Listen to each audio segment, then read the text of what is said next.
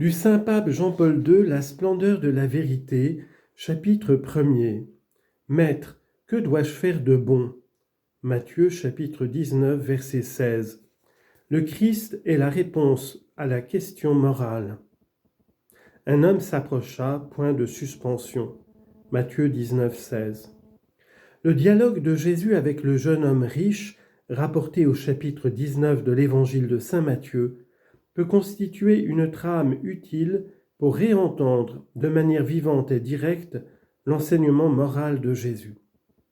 Et voici qu'un homme s'approcha de lui et lui dit « Maître, que dois-je faire de bon pour obtenir la vie éternelle ?» Jésus lui dit « Qu'as-tu à m'interroger sur ce qui est bon? Un seul est bon. Si tu veux entrer dans la vie, observe les commandements. » Lesquels, lui dit-il? Jésus reprit, « Tu ne tueras pas, tu ne commettras pas d'adultère, tu ne voleras pas, tu ne porteras pas de faux témoignages, honore ton père et ta mère, et tu aimeras ton prochain comme toi-même. » Tout cela, lui dit le jeune homme, je l'ai observé. Que me manque-t-il encore?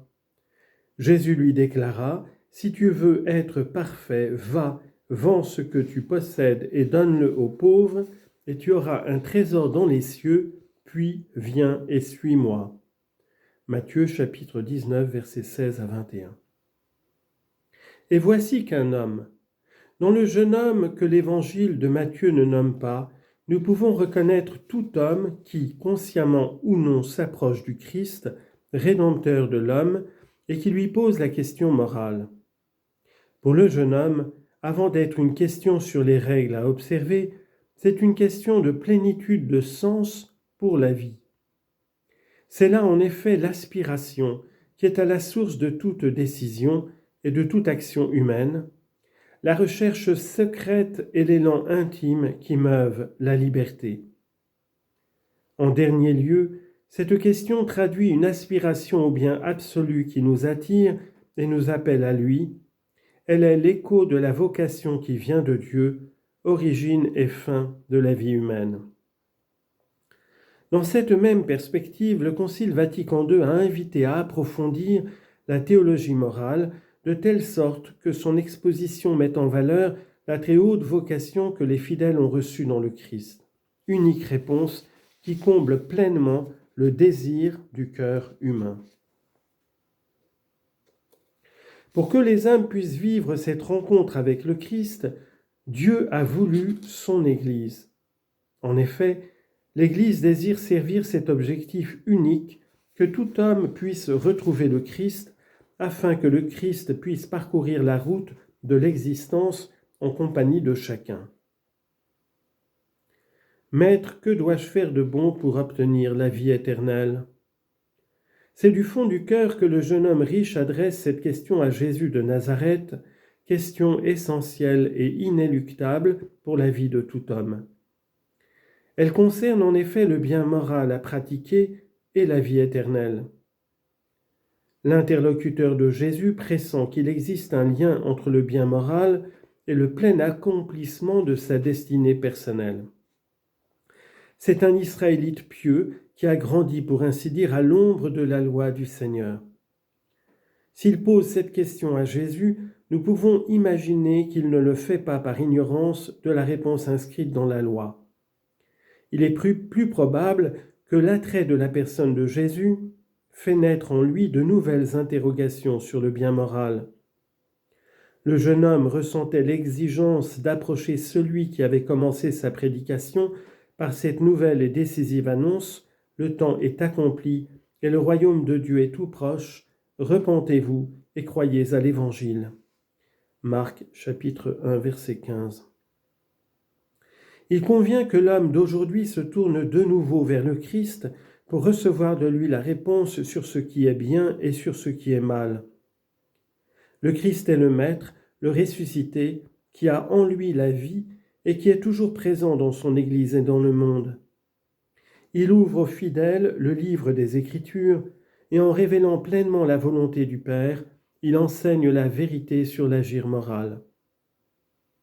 À la source et au sommet de l'économie du salut, le Christ, alpha et oméga de l'histoire humaine, confère Apocalypse 1, 8, 21, 6 et 22, 13, révèle la condition de l'homme et sa vocation intégrale. C'est pourquoi l'homme qui veut se comprendre lui-même jusqu'au fond ne doit pas se contenter pour son être propre de critères et de mesures qui seraient immédiats, partiaux, souvent superficiels et même seulement apparents. Mais il doit, avec ses inquiétudes, ses incertitudes, et même avec sa faiblesse et son péché, avec sa vie et sa mort, s'approcher du Christ. Il doit, pour ainsi dire, entrer dans le Christ avec tout son être. Il doit s'approprier et assimiler toute la réalité de l'incarnation et de la rédemption pour se retrouver lui-même. S'il laisse ce processus se réaliser profondément en lui, il produit alors des fruits non seulement d'adoration envers Dieu, mais aussi de profond émerveillement pour lui-même. Si nous voulons pénétrer au cœur de la morale évangélique et en recueillir le contenu profond et immuable, nous devons donc rechercher soigneusement le sens de l'interrogation du jeune homme riche de l'Évangile et plus encore le sens de la réponse de Jésus en nous laissant guider par lui. Jésus, en effet, avec une délicate attention pédagogique, répond en conduisant le jeune homme presque par la main, pas à pas, vers la vérité tout entière. Un seul est le bon. Matthieu 19, 17. Jésus dit, « Qu'as-tu à m'interroger sur ce qui est bon ? Un seul est le bon. Si tu veux entrer dans la vie, observe les commandements. » Dans la version des évangélistes Marc et Luc, la question est ainsi formulée, « Pourquoi m'appelles-tu bon ? Nul n'est bon que Dieu seul. » Marc 10, 18 et Luc 18, 19. Avant de répondre à la question, Jésus veut que le jeune homme clarifie pour lui-même le motif de sa démarche. Le bon maître montre à son interlocuteur et à nous tous que la réponse à l'interrogation « Que dois-je faire de bon pour obtenir la vie éternelle ?» ne peut être trouvée qu'en orientant son esprit et son cœur vers celui qui seul est le bon. Nul n'est bon que Dieu seul. Dieu seul peut répondre à la question sur le bien parce qu'il est le bien. En effet, s'interroger sur le bien signifie en dernier ressort se tourner vers Dieu, plénitude de la bonté. Jésus manifeste que la demande du jeune homme est en réalité une demande religieuse et que la bonté qui attire et en même temps engage l'homme a sa source en Dieu, bien plus qu'elle est Dieu lui-même qui seul mérite d'être aimé de tout son cœur, de toute son âme et de tout son esprit. Dieu est la source du bonheur de l'homme. Jésus rapproche la question de l'action moralement bonne de ses racines religieuses et de la reconnaissance de Dieu, unique bonté, plénitude de la vie, fin ultime de l'agir humain, béatitude parfaite. Instruite par les paroles du Maître, l'Église croit que l'homme fait à l'image du Créateur, racheté par le sang du Christ et sanctifié par la présence du Saint-Esprit, a comme fin ultime de son existence d'être à la louange de la gloire de Dieu, Éphésiens 1,12, en faisant en sorte que chacune de ses actions soit le reflet de sa splendeur. Donc, connais-toi toi-même, ô belle âme, tu es à l'image de Dieu, écrit saint Ambroise. Connais-toi toi-même, ô homme, tu es la gloire de Dieu. 1 Corinthiens 11, 7. Écoute de quelle manière tu en es la gloire. Le prophète dit, « Ta sagesse est devenue admirable, car elle provient de moi. » Psaume 138, verset 6. C'est-à-dire que, dans mes œuvres, ta majesté est la plus admirable, ta sagesse est exaltée dans le cœur de l'homme.